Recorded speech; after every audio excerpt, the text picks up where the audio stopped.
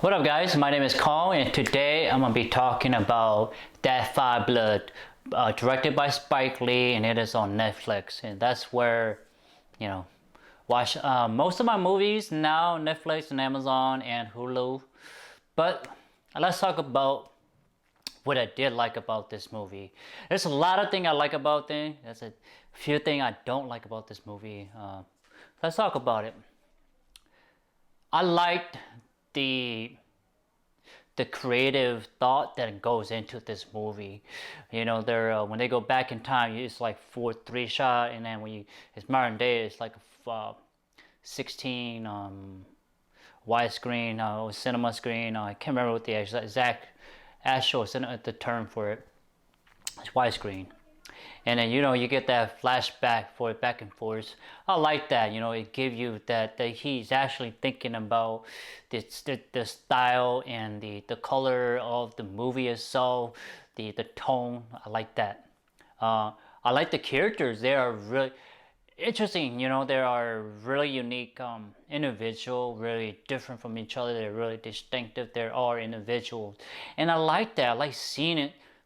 Individuals that are different from each other, and so they'll kind of contribute to the story. All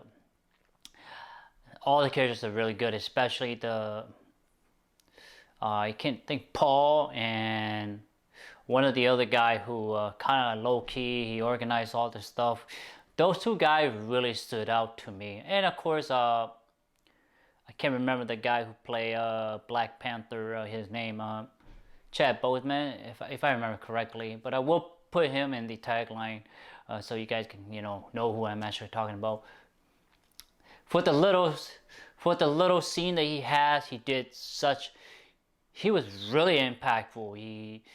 He was impactful in the story, in the character's life, in such a little time frame. I mean, they were there probably in Vietnam. I think one of the guys did 3 tours in Vietnam. So you get to see the bond of these 5 guys. You see the struggle they go through. You see peer.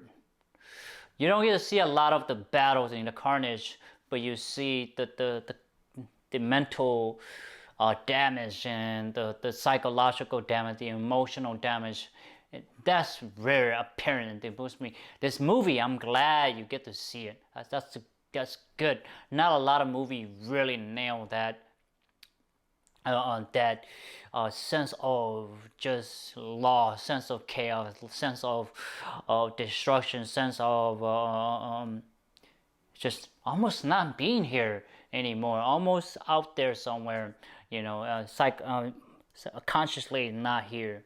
So you get to see in this movie, and a lot of movies don't show that, and this movie really hit on the nail, really show it, really explicitly show it.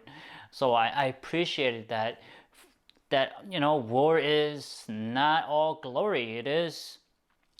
There are some tragedy, and there are some sadness about it. There are some carnage that is left making an impression on certain individuals, most soldiers. So I like that.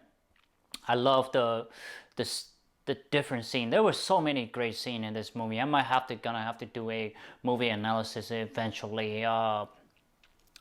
There's just so many scenes. You get to see a psychological warfare during Vietnam, and then there's certain scenes that happen in a modern time. There's so many good scenes in this movie that I'm not gonna just point on this movie because it's gonna be too long a review. So there are a lot of great scenes in this movie.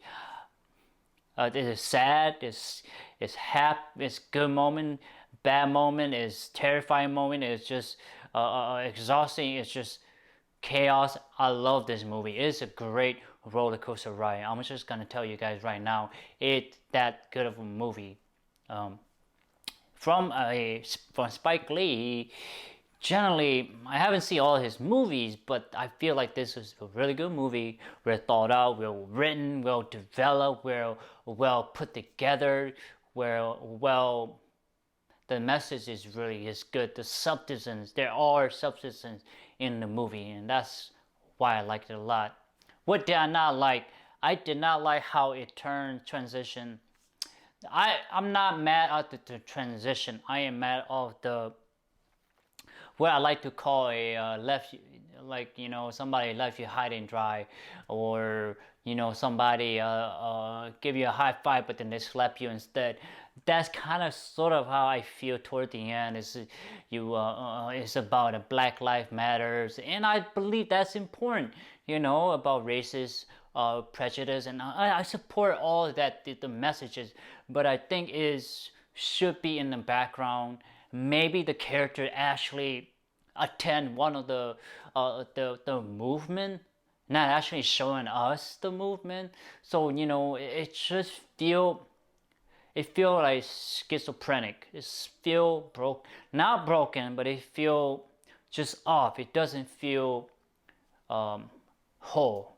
It doesn't feel like it's a unity. It doesn't feel like it's a complete movie. It feel like 3/4 of the movie is great, and then last four it just turned to something else. It feel like a documentary. It feel like it's a point of view. So it just kind of I just don't know if it helped the movies. It just, I think it doesn't, because the movie is so well done, so well acted out, well written, everything. But then you have this, high five and then slap. It just didn't feel good. Just feel broken. I feel like that there's some disconnect. But I understand why he did it. It's about the movement. It's about equalities and justice and all that sort of thing. All this sort of thing that we want as human, equal opportunities and all that sort of stuff.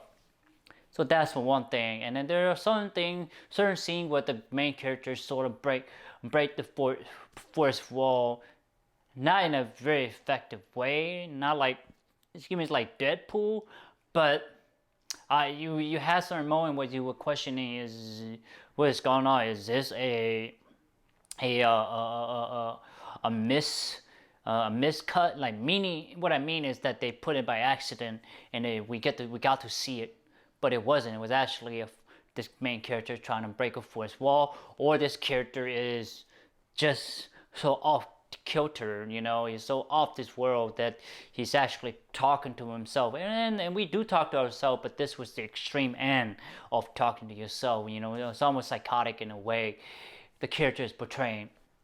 So the last I say 1/4 of the movie feel a little bit of, toward the end, a little bit of disconnect, a little bit of it's not in unison with the stories in the movie. It may feel like it, but it doesn't support the what the movie is going for. We understand it's about justice and it's about all of that, but do you really need that to make people understand that this is the modern day? I don't think so. People are smart enough to really figure out the substance and what the message of the movie is. So those are the things I did not like about this movie. It's just that mostly aesthetically, director's decision and making that. And I can't fault. I'm not gonna blame the movie for it. It's just the director's choices to make. So I'm gonna leave it at that.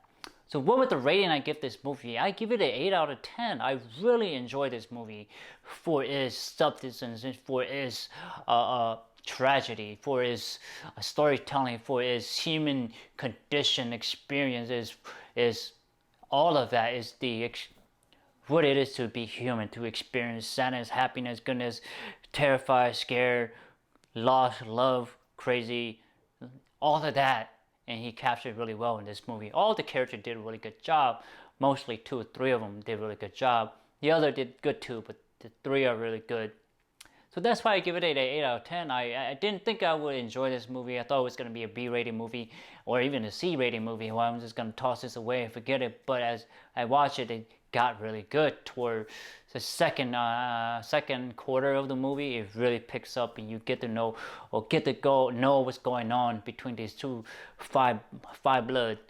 So I highly recommend you guys watch this on Netflix. It's a good movie. Just be prepared that it's rated R. There are some gory scenes, there are some chilling scenes, and some sad scenes that it may break your heart.